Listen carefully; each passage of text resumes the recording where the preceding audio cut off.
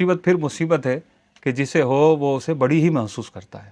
مثلا نزلے والا وہ یہ سمجھتا ہے کہ مجھ پر مصیبت کا پہاڑ ٹوٹ گیا ہے، اور کینسر والا تو بالکل ہی دل چھوڑ بیٹھتا ہے اور زندگی سے نا امید ہو جاتا ہے. حالانکہ نزلے والا ہو یا کینسر والا، سب کو ایک دن مرنا، اندھیری قبر میں اترنا ہے. یہ ایک حقیقت ہے کہ اگر وہ کینسر سے ٹھیک ہو بھی جاتا ہے یا نزلے والا نزلے سے شفا پاتا ہے تو بالآخر سب کو مرنا تو ہے. موت ایک دن آنی ہے، قیامت کے مراحل سے گزرنا ہے.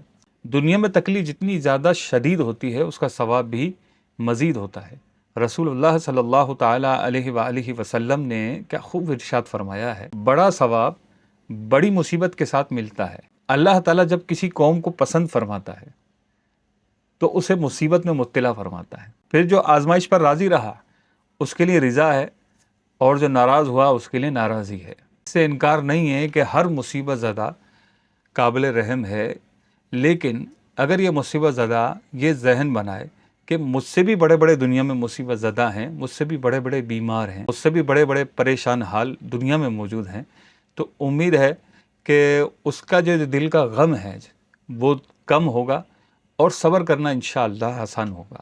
حضرت سیدنا شعبی رضی اللہ تعالیٰ عنہ فرمایا کرتے تھے، اگر اپنے اوپر آئی ہوئی آفت کا لوگ اس سے بڑی آفت کے ساتھ موازنہ کرتے تو ضرور بعض آفتوں کو عافیت جانتے.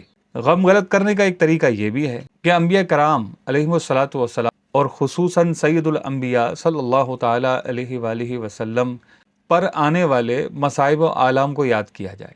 رسول اللہ صلی اللہ تعالی علیہ وآلہ وسلم نے ارشاد فرمایا، جسے کوئی مصیبت پہنچے اسے چاہیے کہ اپنی مصیبت کے مقابلے میں میری مصیبت کو یاد کرے کہ بے شک وہ سب مصیبتوں سے بڑھ کر ہے. اللہ پاک ہمیں صبر کی سعادت نصیب فرمائے، صبر کرنے کی توفیق نصیب فرمائے، اور مصیبت کے مقابلے میں ملنے والے ثواب آخرت پر نظر رکھنے کی سعادت نصیب فرمائے. ملتے ہیں انشاءاللہ اگلی ویڈیو میں.